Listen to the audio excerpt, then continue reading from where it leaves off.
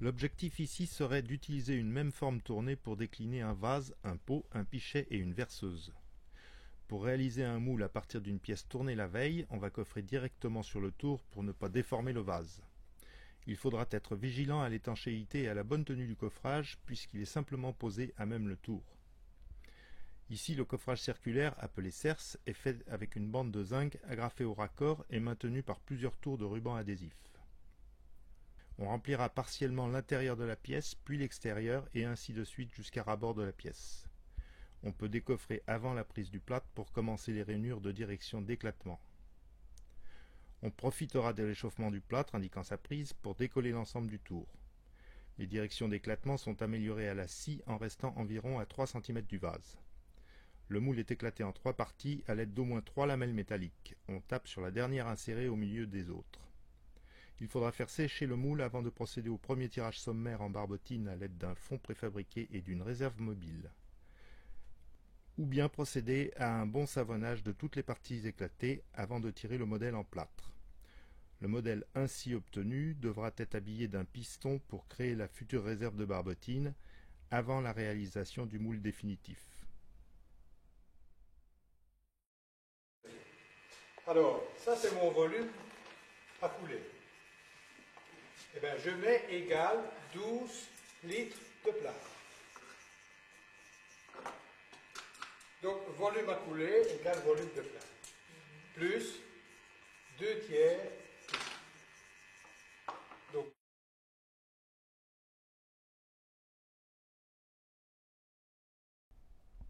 Après avoir habillé le citron d'un piston en terre, on définit la ligne de dépouille à l'aide d'une équerre. Pour une ligne de dépouille horizontale, on cherchera 3 ou 4 points à la jonction de l'équerre et du modèle. Ici, le coffrage est réalisé à partir d'un bout de tube en PVC scié sur la longueur pour permettre le décoffrage et maintenu au ruban adhésif.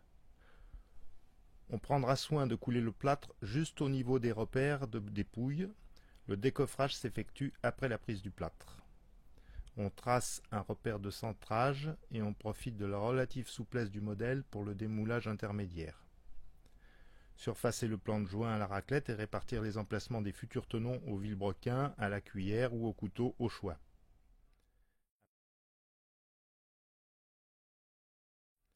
Après savonnage et coulage de la deuxième partie, on surface le fond du moule, puis on enlève délicatement le piston en terre.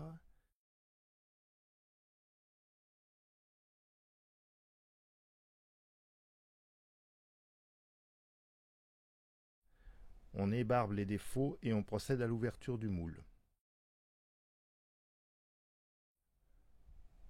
On a obtenu le moule du corps du citron et il manque le fond en bouchon. On va fignoler l'état de surface du trou de coulée formé par l'empreinte du piston et refermer le moule. Après préparation de nouveaux emplacements pour les tenons, savonner généreusement, désavonner, coffrer et couler le fond en bouchon. Après la prise du plâtre, procéder à l'ouverture définitive du moule en tapotant au marteau sur un couteau pour forcer l'ouverture en douceur et fignoler toutes les parties.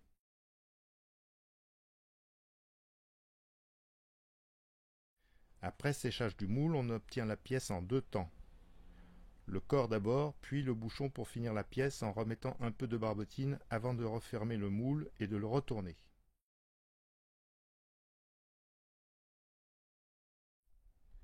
Cette technique permet d'obtenir un moule en 2 parties avec des tenons en une seule coulée de plâtre. On définit le profil désiré, puis on ajoute le piston en déport et la base du pseudo-noyomère à réaliser sur le tour. Après avoir préparé le raccourci en métal, on l'enfonce dans l'incision faite au couteau. Il faut vérifier que le coffrage ne touche pas le métal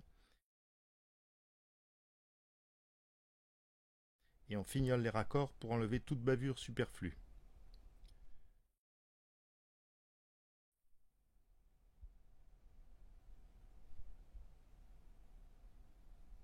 Mettre 2 paires de tenons en plastique dans les trous prévus et procéder au moulage en coulant à cheval dans l'axe du raccourci.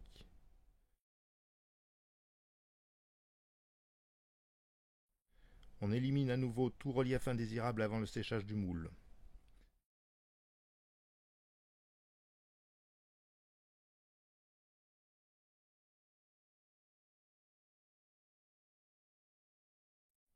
En récupérant le raccourci en métal, on pourrait réaliser le noyau mère en plâtre à partir de ce même moule. On taille en créneaux les parties qui étaient enfoncées dans la terre pour constituer des prises.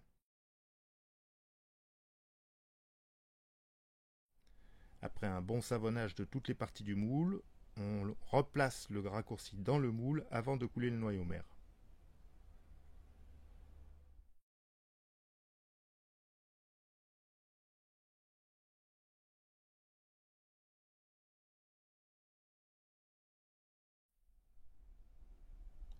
Pour cette théière prévue avec un couvercle en chapeau, on a taillé un fond préfabriqué dans un carreau de plâtre avec les futurs tenons et on procède à un bon savonnage. Les zones les plus sensibles, bec, anse et piston, ont été prééclatées avec des morceaux de radiographie auxquels on a ajouté des tenons en plastique. Après désavonnage, le modèle est centré sur l'axe du fond. Des clous sont enfoncés pour solidariser le piston au modèle.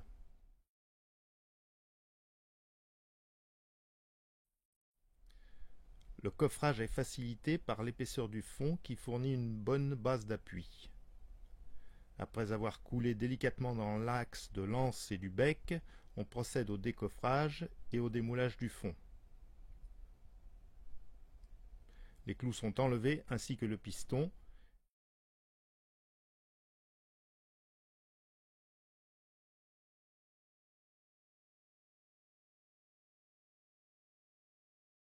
Et on donne les directions d'éclatement à la scie.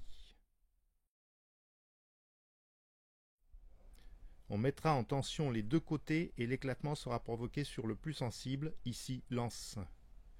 Après ouverture du moule, le modèle est sacrifié en évitant d'ébrécher le moule et on procédera à la finition du moule.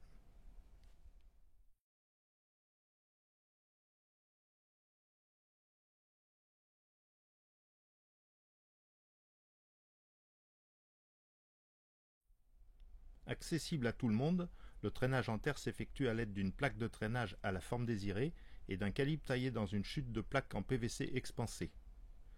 Commencez par approcher globalement la forme avant de passer au traînage proprement dit.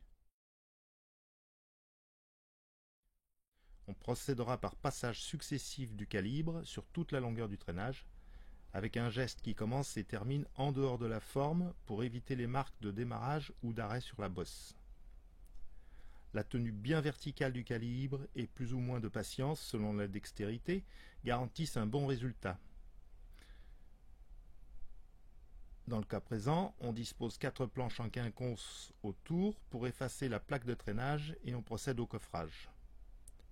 Après la prise du plâtre, on obtient un noyau mère à partir duquel on tirerait des bosses d'estampage. Pour le traînage simplifié en plâtre, on utilise la même plaque de traînage que l'on va coller avec de la barbotine pour obtenir un effet de ventouse. On passe du pétrole sur les planches de coffrage et on les dispose autour en quinconce. Le maintien du coffrage se fait essentiellement avec de la terre et des fers de serrage, éventuellement avec du ruban adhésif.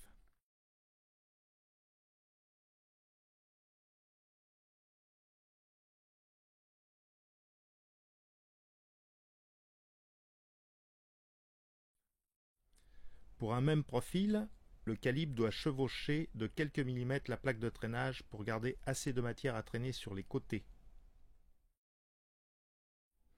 Dès que le passage du couteau reste un peu ouvert, c'est qu'il est temps de décoffrer.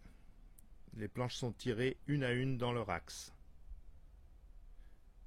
Pendant le traînage, on va traiter l'ensemble, quart de tour après quart de tour.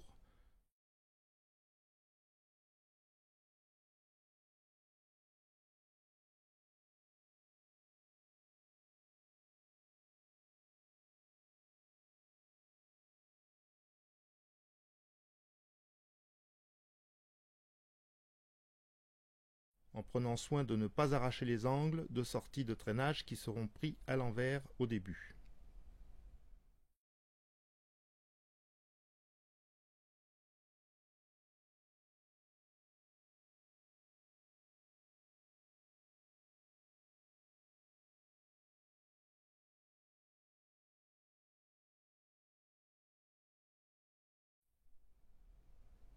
En cas d'arrachage partiel ou de manque, on récupère du plâtre au centre et on rebouche à la spatule.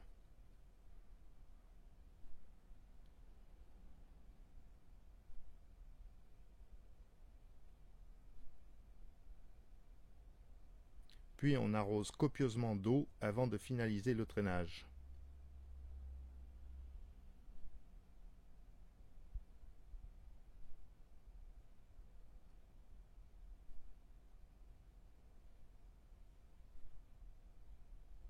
Un polissage avec de l'abrasif à l'eau et de l'eau effacera les derniers défauts d'aspect en relief.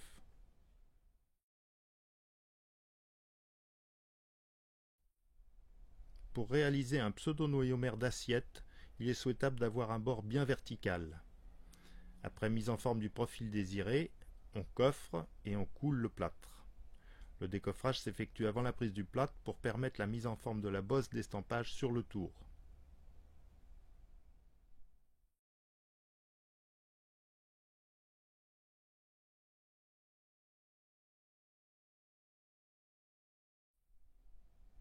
Dans tous les cas, on remplit un modèle creux.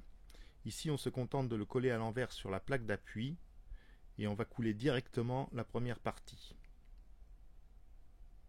On laisse le plâtre aller chercher les reliefs et on le suit, non l'inverse.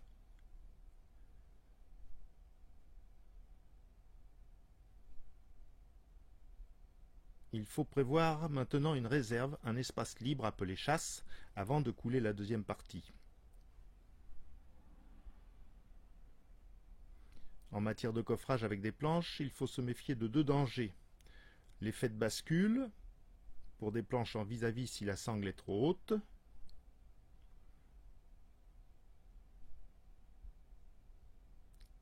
et les points d'appui si on coffre en quinconce.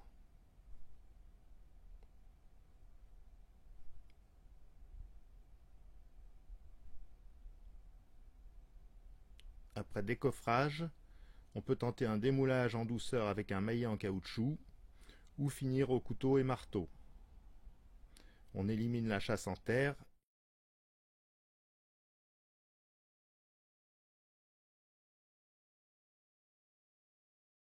et on procède au chanfreinage des parties extérieures du moule.